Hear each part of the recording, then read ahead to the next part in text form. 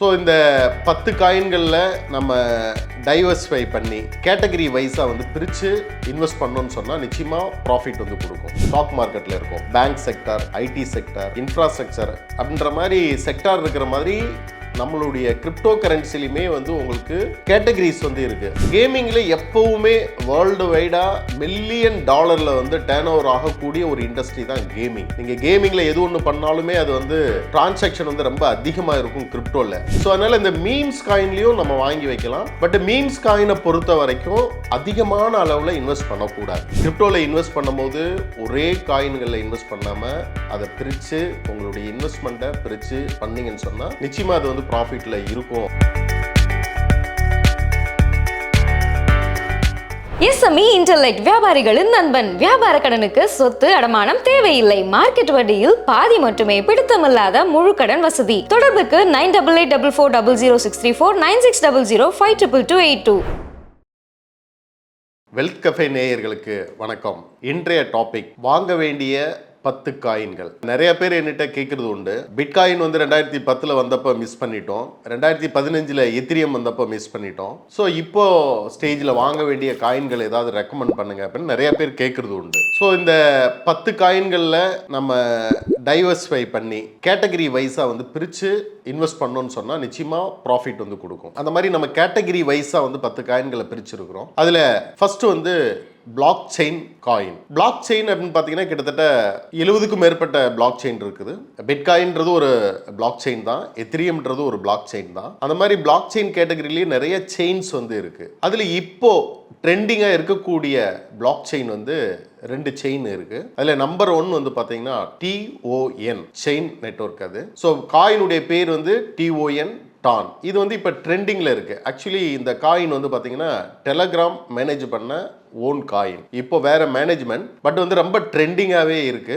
இது ஒரு 1 இயர்க்கு முன்னாடி 150 ருபீஸில் இருந்தது, கிட்டத்தட்ட இப்போ ஒரு 750 ருபீஸ்க்கு வந்து ட்ரேட் ஆகிட்டு இருக்கு. அதனால நீங்கள் டான் காயின் வந்து வாங்கி ஹோல்டு பண்ணலாம். நெக்ஸ்ட் பிளாக் செயின் கேட்டகரியில் SUI அப்படின்ற காயின். இதுவுமே இப்போ ட்ரெண்டிங்கில் ஒரு நியூ டெக்னாலஜியில் ரஸ்ட் லாங்குவேஜில் பண்ணியிருக்கிறாங்க. ஸோ இதுவுமே ஒரு ட்ரெண்டிங்காக இருக்கக்கூடிய காயின் தான் SUI. இந்த காயின் வந்து வாங்கலாம்.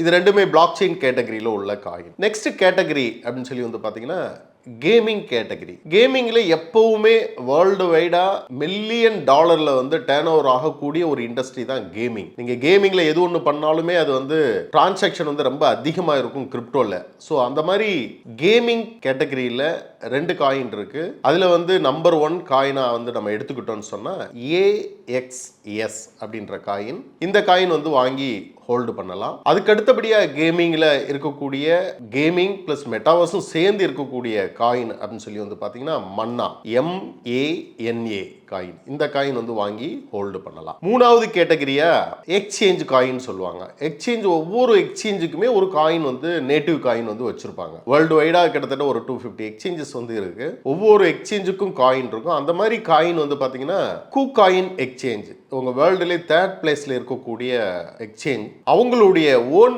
நேட்டிவ் காயின் வந்து KCS அப்படின்ற காயின். ஸோ அந்த காயின் வந்து வாங்கி ஹோல்டு பண்ணலாம். ஸோ இதெல்லாம் பெரிய லெவல்ல வந்து உங்களுக்கு ரிட்டர்ன்ஸ் கொடுக்கக்கூடிய காயின். எக்ஸ்சேஞ்ச் கேட்டகரியில் அதுக்கடுத்து இருக்கக்கூடியது யூனிட்டிக் எக்ஸ்சேஞ்ச் உடைய ஓன் நேட்டிவ் காயின், பேர் வந்து யூனிட்டிக். இதையும் நீங்க வாங்கி ஹோல்டு பண்ணலாம். யூனிட்டிக் வந்து 20 பைசால லான்ச் பண்ணி இன்னைக்கு 4 ரூபாய் கிட்ட ட்ரேட் ஆகிட்டு இருக்கு. ஸோ எக்ஸ்சேஞ்ச் கேட்டகரியில் இந்த 2 காயின். அதுக்கு அடுத்த கேட்டகரி வந்து பாத்தீங்கன்னா கேமிங்ல எப்படி நம்ம பார்த்தோமோ அதே போல மீம் காயினும் வந்து ரொம்ப ஃபெமிலியரா இப்பெல்லாம் வந்து ட்ரெண்டிங்கா நல்ல ஒரு ரிட்டர்ன்ஸ் வந்து கொடுத்துக்கிட்டு இருக்கு. மீம்ஸ் காயினுக்குன்னு சொல்லிட்டு எதுவுமே ப்ராஜெக்டே இருக்காது.